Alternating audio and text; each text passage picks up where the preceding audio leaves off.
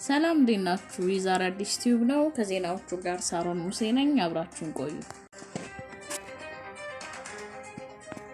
በወሲባዊ ትንኮሳ የተፈረደበት ኢትዮጵያዊ በስህተት ከእስር ቤት ተለቆ በዩኬ ፖሊስ እየታደነ ነው።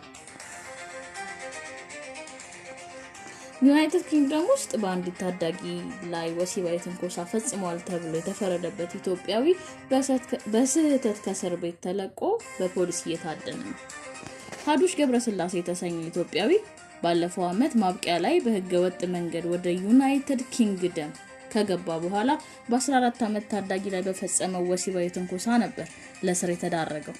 ከፈረንሳይ በትንሽዬ ጀልባ ተሳፍሮ ወደ ዩኬ የገባው ሀዱሽ ኤፒንግ ከተማ ውስጥ ፈጽሞታል በተባለው ወንጀል በቀረበበት ክስ ጥፋተኛ ተብሎ መስከረም አጋማሽ ላይ የ12 ወራት እስር ተፈርዶበት ሳለ ነው ከእስር ቤት መለቀቁ የታወቀው። ግለሰቡ ከእስር ቤት መውጣቱን በተመለከተ መጀመሪያ ላይ የዘገበው ዘሰን የተባለው ጋዜጣ ሲሆን መልሶ ለመያዝ ፖሊስ አሰሳ እያካሄደ ነው።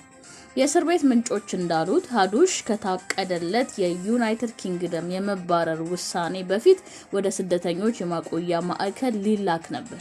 የኢትዮጵያውያን እስረኛ ከእስር መውጣቱን ተከትሎ የእስር ቤቶች አስተዳደር ስለ ክስተቱ ምርመራ የጀመረ ሲሆን አንድ የፖሊስ መኮንን ምርመራው እስከሚጠናቀቅ ድረስ ከስራው ውጪ እንዲሆን ተደርጓል።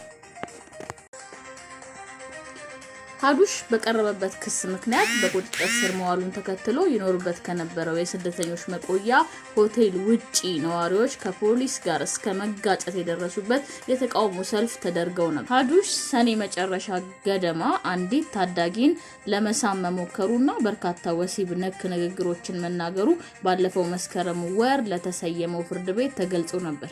በተከታዩ ቀን ደግሞ ታዳጊዋን በድጋሚ አግኝቶ ወሲባዊ ትንኮሳ ከመፈጸሙ በፊት ሊስማ ሞክሯል። በተጨማሪም የሥራ ማመልከቻ በመጻፍ ስራ እንዲያገኝ ልትረዳው በነበረች ሴት ላይ ወሲባዊ ትንኮሳ መፈጸሙን የሚገልጽ ክስ ለፍርድ ቤቱ ቀርቧል።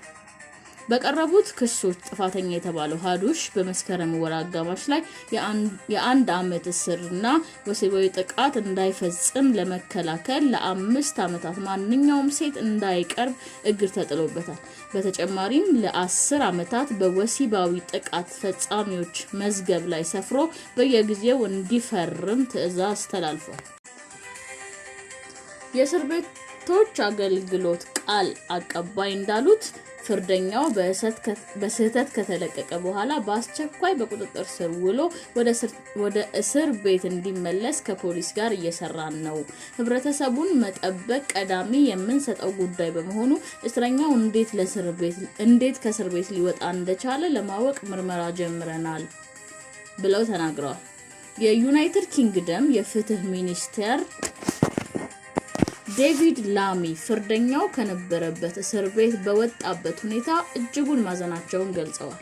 ላሚ በኤክስ ገጻቸው ላይ እንዳሰፈሩት ግለሰቡ በአስቸኳይ እንዲያዝ ከፖሊስ ጋር እየሰራን ሲሆን በተጨማሪም በጉዳዩ ላይ አስቸኳይ ምርመራ እንዲደረግ አዝዣለሁ በማለት ተናግረዋል። ሀዱሽ በእኛ ጎዳናዎች ላይ መቆየት የለበትም፣ ለፈጸመው ወንጀል ከሀገር መባረር አለበት ሲሉ ሚኒስትሩ ቁጣቸውን ገልጸዋል። አካባቢውን ወክለው የፓርላማ አባል የሆኑት ማሪ ጎልድማን እንዴት ግለሰቡ በስህተት ሊለቀቅ እንደቻለ ይፋዊ ፈጣን ምርመራ እንዲደረግ ጥሪ አቀርበዋል።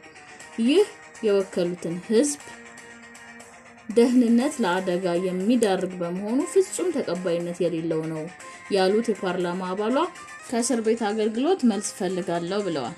የወግ አጥባቂው ፓርቲ መሪዋ ኬሚ ባዴኖች በሌበር ፓርቲ ስር ያለው የአገሪቱ አጠቃላይ ስርዓት እየፈረሰ ነው በማለት የእስረኛውን ማምለጥ ተቀናቃኛቸው ገዢ ፓርቲውን ለመውቀስ ተጠቅመውበታል።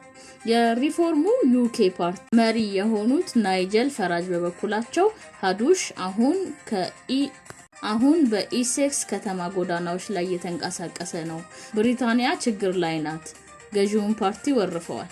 በወሲባዊ ትንኮሳ የተከሰሰው የኢትዮጵያዊው ሀዱሽ ጉዳይ በተከታታይ የተቃውሞ ሰልፎች የተቀሰቀሰ ከመሆኑ አሁን ከእስር ቤት በስህተት መለቀቁ ደግሞ ፖለቲከኞች በቀጣይ ለሚካሄደው ምርጫ ገዢውን ሌበር ፓርቲ ለማጥቃት እየተጠቀሙበት ነው። ወቅታዊና ታማኝ መረጃዎች እንዲደርሱ ቻናላችንን ሰብስክራይብ፣ ላይክ፣ ሼር ያድርጉ። እናመሰግናለን።